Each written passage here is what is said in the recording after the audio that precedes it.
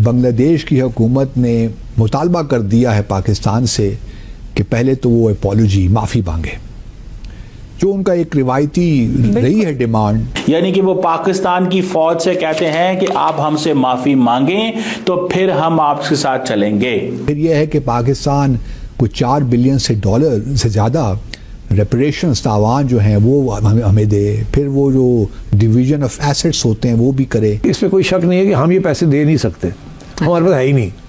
हम तो $1-1 बिलियन के लिए भीख मांगते हैं IMF से, हम $4 बिलियन कहाँ देंगे। कि शायद कहीं ना कहीं अभी भी वहाँ पर जो इंडियन लॉबी है वो काम कर रही है, दोनों मुल्कों के दरमियान जो बढ़ते ताल्लुकात हैं उनको अंडरमाइन करना चाहती है, और इसीलिए शायद इस इशू को डिलिबरेटली उठाया गया है। माफी तो पाकिस्तान मांग लेगा, माफी तो ये पढ़ तो 2 मिनट में पैर में जाते हैं अगर इनका फायदा मिलेगा। पैसा देना पड़ेगा माफी के लिए, आप पैसे दोगे पाकिस्तान आपके पूरी कौम 25 करोड़ की आपके पैर पकड़ लेगी। हकीकत ये है तुम मजहब का चूरन बेच बेच के दुकान चलाते हो। तुम्हारे यहाँ तुम्हारी लड़कियों की शादियां चीनियों से हो रही है, तुम्हारा मुंह नहीं खुलता। उग्रों के साथ जिंजियान में क्या हो रहा, तुम्हारा मुंह नहीं खुलता, और यहाँ चले कश्मीर को लेने। भारत ने तरक्की भी बहुत की है इकनॉमिकली। कहते हैं कि दुनिया की 5वीं बड़ी ताकत बन गया है इक्तिसादी तौर पे।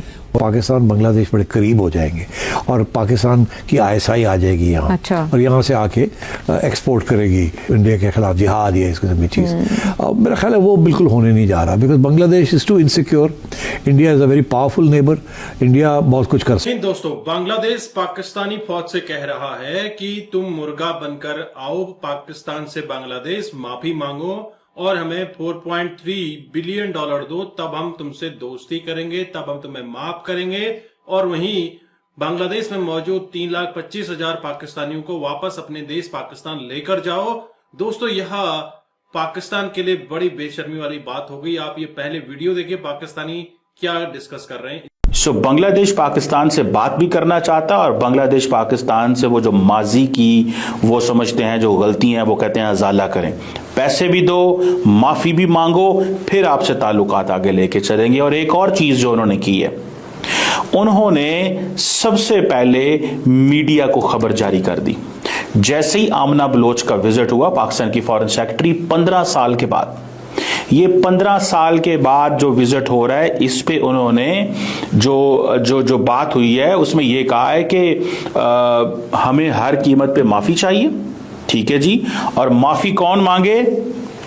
पाकिस्तान की फौज माफी मांगे। सो ये कहते हैं जनाब कि the most important thing, Bangladesh has demanded $4.52 billion. पहली बात। दूसरी ये है जी कि जो हमारे जो प्री 1971 एसेट्स थे उनका ये पैसा है।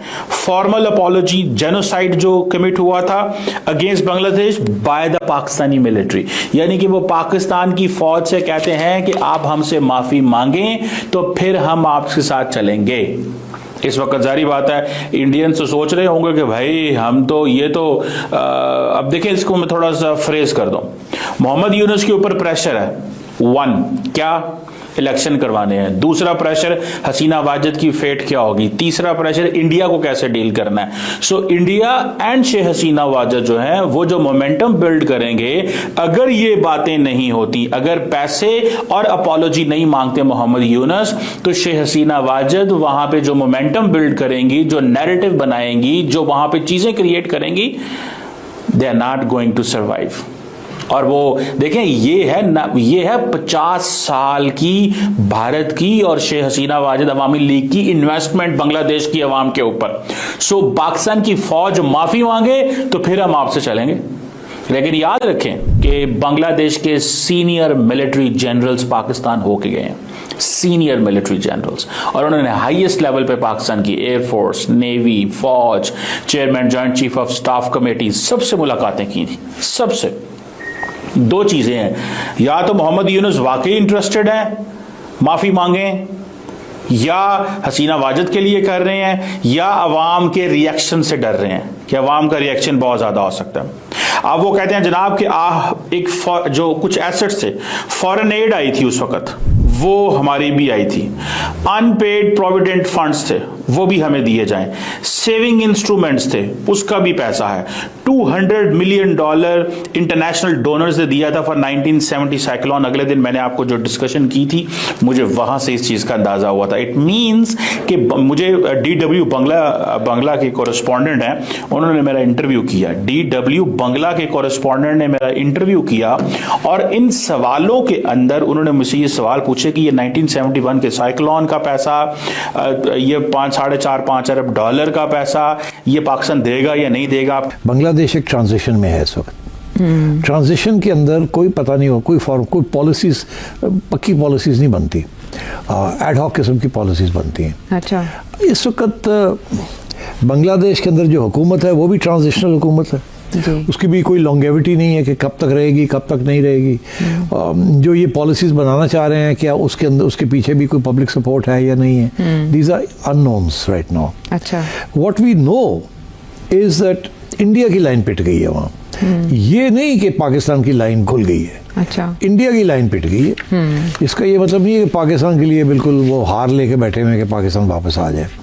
तो इसलिए ये थोड़ी सी अनसर्टनिटी है इस वक्त। अच्छा, और दूसरी चीज़ ये भी है कि बांग्लादेश का सारा जो इकॉनमी थी वो तो जब से इंडिपेंडेंस हुई है बांग्लादेश की, वो तो इंडिया के साथ लिंक हो चुकी थी जी। यहाँ तक कि उनकी इंपोर्ट एक्सपोर्ट्स तो इंडिया भी बड़ी सिग्निफिकेंट थी, और इसके अलावा ट्रांसशिपमेंट्स भी बड़ी हो रही थी, क्योंकि उनके अपने एक पोर्ट है और जो कि एक्टिव है, और उन्होंने फिर इंडियन पोर्ट्स को इस्तेमाल करते थे वो।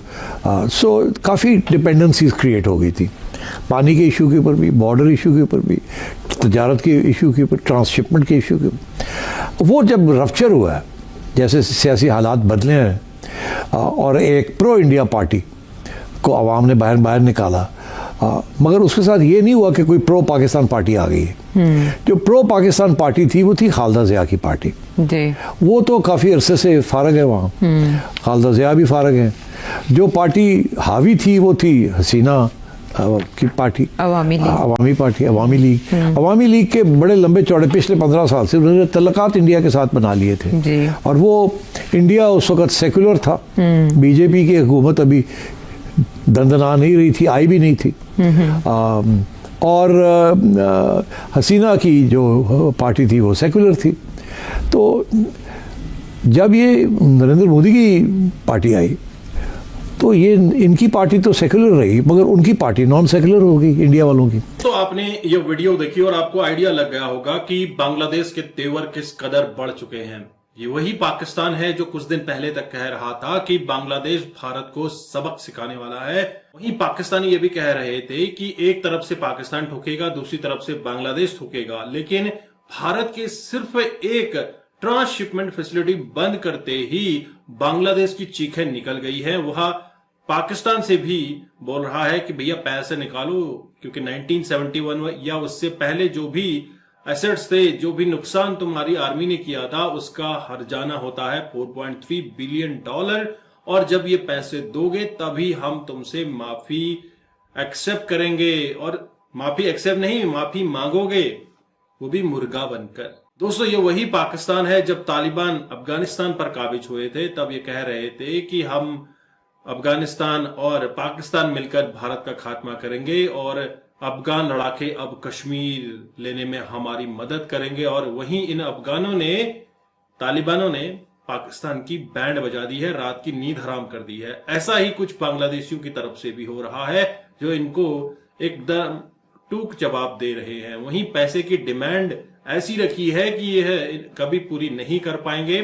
नहीं, पाकिस्तानी आर्मी जो पूरा पाकिस्तान चला रही है, अपनी 25 करोड़ जनता को बेवकूफ बना रही है, वो बांग्लादेश से माफी मांगेगी, वो भी आर्मी। आप क्या सोचते हैं? अपने विचार कमेंट में रखिएगा। और वहीं ये भी बताइएगा कि बांग्लादेश का ये तेवर क्यों निकल कर आया है, क्यों बांग्लादेश आज पाकिस्तान से जो दोस्ती की बात कर रहा था, वह पाकिस्तान से पैसे की डिमांड कर रहा है, क्योंकि बांग्लादेश के पास पैसे नहीं है। अमेरिका ने एड बंद कर दी है, भारत ने ट्रांसशिपमेंट फैसिलिटी बंद कर दी है, एक्सपोर्ट हो नहीं रहा, टेक्सटाइल चल नहीं रहा, तो कुछ न कुछ तो इनको चाहिए ही अपने रेडिकल माइंडसेट को इंक्रीज करने के लिए। अपने विचार कमेंट कीजिएगा। चैनल पर नए हैं, चैनल को भी सब्सक्राइब करें। हम आपको मिलते हैं अगले वीडियो में, तब तक अपना ध्यान रखें। जय हिंद, जय भारत, जय श्री राम।